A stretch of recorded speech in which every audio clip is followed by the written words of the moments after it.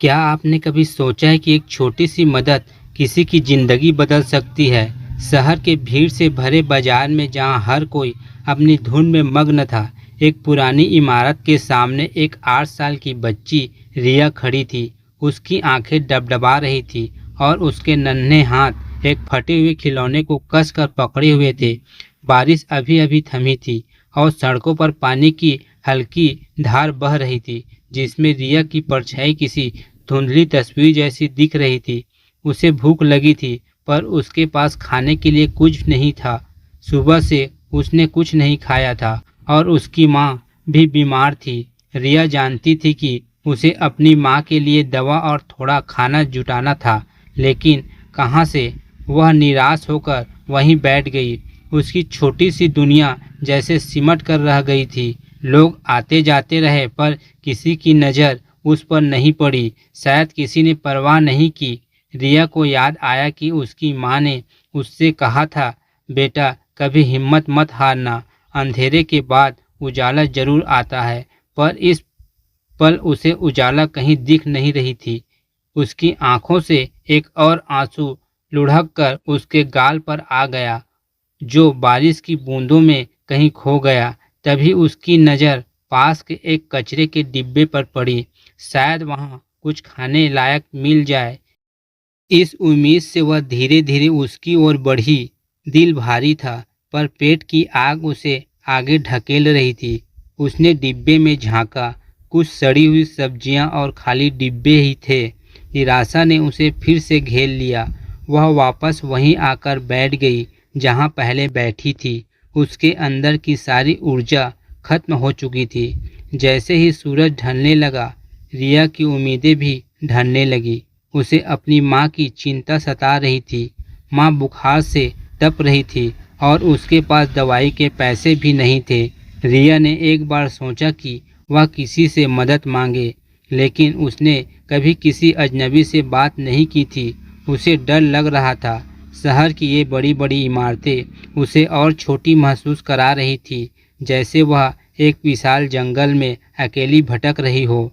रिया ने अपनी जेब टटोली। उसमें बस एक टूटा हुआ शीशा और एक पुराना मुरझाया हुआ फूल था, जो उसकी माँ ने उसे दिया था। उसकी आंखें फिर नम हो गई। उसे भूख तो लग ही रही थी, पर अब प्यास भी लग रही थी।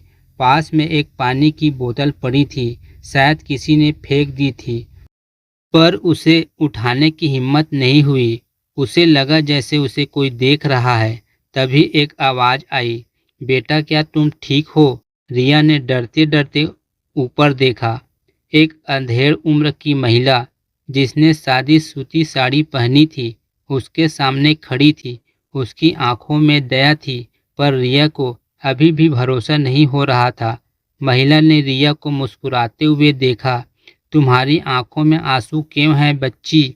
उसने धीरे से पूछा। रिया कुछ बोल नहीं पाई, बस अपनी उंगलियों को मरोड़ने लगी। महिला ने फिर कहा, डरो मत, मैं तुम्हें कोई नुकसान नहीं पहुंचाऊंगी। रिया ने महिला के हाथ में एक टोकरी देखी, जिसमें कुछ फल और सब्जियां थी। महिला ने धीरे से अपनी टोकरी नीचे रखी और रिया के पास बैठ गई। उसने अपना हाथ रिया के कंधे पर रखा, जिससे रिया को थोड़ी राहत महसूस हुई।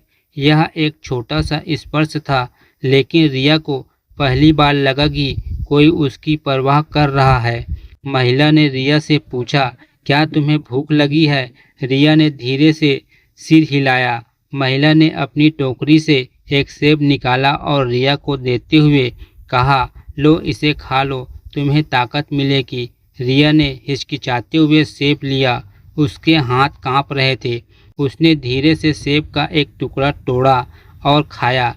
कई घंटों बाद यह पहला निवाला था। सेब का स्वाद मीठा था और यह रिया को उस पल दुनिया का सबसे स्वादिष्ट भोजन लग रहा था। महिला ने रिया को पानी की बोतल भी दी, जिसे रिया ने एक सांस में पी लिया। उसकी प्यास बुझ गई और उसे थोड़ी राहत मिली। महिला ने रिया से पूछा, तुम्हारे माता पिता कहाँ हैं? रिया ने धीमी आवाज़ में अपनी माँ की बीमारी के बारे में बताया। मेरी माँ घर पर बीमार है, उसे दवा चाहिए, पर मेरे पास पैसे नहीं हैं। रिया की आवाज़ में दर्द था। महिला ने ध्यान से रिया की बात सुनी। उसकी आंखों में सहानुभूति थी। उसने पूछा, तुम्हारा घर कहाँ है? क्या तुम मुझे वहाँ ले जा सकती हो? रिया ने थोड़ा सोचा। उसे नहीं पता था कि इस अजनबी पर भरोसा करना सही होगा या नहीं, लेकिन उसकी आंखों में जो सच्चाई थी वह उसे उम्मीद दे रही थी। उसने धीरे से सिर हिलाया और महिला को अपने घर का रास्ता बताने को तैयार हो गई। महिला खड़ी हुई और रिया का हाथ पकड़ा। रिया का छोटा सा हाथ महिला के बड़े गर्म हाथों में समा गया। वे दोनों धीरे धीरे रिया के घर की ओर बढ़ने लगे। रास्ते में महिला ने रिया से और भी बातें की ताकि रिया का डर कम हो सके। उसने रिया से उसके स्कूल और उसके पसंदीदा खेलों के बारे में पूछा। रिया ने पहली बार किसी अजनबी के साथ इतनी सहजता से महसूस की। वह धीरे धीरे खुल रही थी। महिला ने रिया को बताया कि उसका नाम सविता है और वह एक छोटी सी दुकान चलाती है। सविता की बातों से रिया को लगा कि वह सच में मदद करना चाहती है। कोई चाल नहीं थी। कुछ देर चलने के बाद वे रिया के छोटे से कमरे तक पहुँचे। कमरा सादा था पर साफ था। अंदर रिया की माँ एक पुरानी चारपाई पर लेटी हुई थी। बुखार से तप रही थी। सविता ने तुरंत रिया की माँ का माथा छुआ। इन्हें तो बहुत तेज बुखार है, उसने चिंता जताते हुए कहा। रिया की माँ ने आंखें खोली और रिया को देखा, फिर सविता को। उसकी आंखों में सवाल था। सविता ने रिया की माँ को आश्वासन दिया, आप चिंता न करें, मैं आपकी मदद करने आई हूँ। रिया की माँ के चेहरे पर थोड़ी राहत दिखी, लेकिन वह इतनी कमज़ोर थी कि कुछ बोल भी नहीं पा रही थी। सविता ने रिया से पूछा कि आसपास कोई दवाई की दुकान है या नहीं। रिया ने एक दुकान का रास्ता बताया जो थोड़ी दूर थी। सविता रिया को वही रहने के लिए कहा और खुद दवाई लेने के लिए चल पड़ी। रिया अपनी माँ के पास बैठ गई, उसके हाथ को कसकर पकड़े हुए। उसे उम्मीद थी कि सविता सच में दवा लेकर वापस आएगी। कुछ ही देर में सविता वापस आ गई। उसके हाथ में दवाइयाँ और कुछ खाने का सामान था। रिया की आंखें चमक उठी। सविता ने तुरंत रिया की माँ को खाना और दवा दी और थोड़ा पानी भी पिलाया। रिया की माँ ने धीरे धीरे दवा निगल ली। सविता ने रिया के लिए थोड़ा दलिया भी बनाया जो उसने अपने साथ लाई थी। रिया ने दलिया खाया और उसकी आंखों में संतुष्टि थी। फिर सविता ने उसके माथे पर ठंडे पानी की पट्टी रखी। धीरे धीरे रिया की माँ का बुखार कम होने लगा। रिया यह सब देखकर बहुत खुश थी। उसे लगा जैसे कोई फरिश्ता उसकी मदद के लिए आया हो। सविता ने अपने काम से दिखा दिया था कि दयालुता सिर्फ बातों से नहीं, कामों में होती है। रिया की माँ थोड़ी देर बाद सो गई। सविता ने रिया को अपने पास बैठाया और उससे बातें की। उसने रिया को समझाया कि कभी कभी जिंदगी मुश्किल हो जाती है, लेकिन हमेशा कोई ना कोई होता है जो मदद के लिए तैयार रहता है। रिया ने सविता की बात ध्यान से सुनी। उसे लगा कि सविता सिर्फ एक अजनबी नहीं बल्कि एक अच्छी दोस्त बन गई है। सविता ने रिया से यह भी पूछा कि उसके पिता कहाँ हैं, लेकिन रिया ने कहा कि उसे याद नहीं। उसकी माँ ने कभी उसके बारे में बात नहीं की थी। यह बात सुनकर सविता को और भी ज़्यादा सहानुभूति महसूस हुई। सविता ने रिया को अपनी दुकान के बारे में बताया। मेरी एक छोटी सी किराने की दुकान है।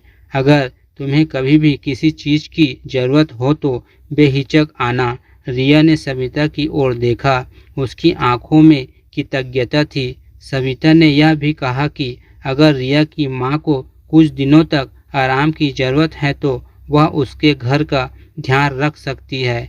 यह सुनकर रिया को बहुत सुकून मिला। उसने कभी नहीं सोचा था कि एक अजनबी से उसे इतनी मदद मिलेगी। इस पल रिया को महसूस हुआ कि दुनिया में अब भी अच्छे लोग हैं। अगले कुछ दिनों तक सविता रोज़ रिया के घर आती रही। वह रिया की माँ की देखभाल करती, उन्हें दवा देती और उसके लिए खाना बनाती। रिया भी सविता के साथ मिलकर छोटे मोटे काम करती। रिया की माँ धीरे धीरे ठीक होने लगी।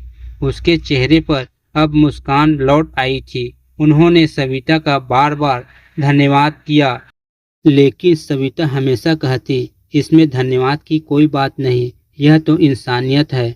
सविता की दयालुता ने रिया और उसकी माँ के जीवन में एक नई उम्मीद जगा दी थी। एक दिन रिया की माँ ने सविता से कहा, हम आपका एहसान कैसे चुकाएंगे, आपने हमारे लिए इतना कुछ किया है। सविता मुस्कुराए और बोली, आप ठीक हो गई है, बस यही मेरे लिए सबसे बड़ा इनाम है। सविता ने रिया को बताया कि वह स्कूल भी जा सकती है और सविता इसमें उसकी मदद कर सकती है। रिया की आंखों में फिर से सपने सजने लगे। कुछ हफ्तों बाद रिया की माँ पूरी तरह से ठीक हो गई।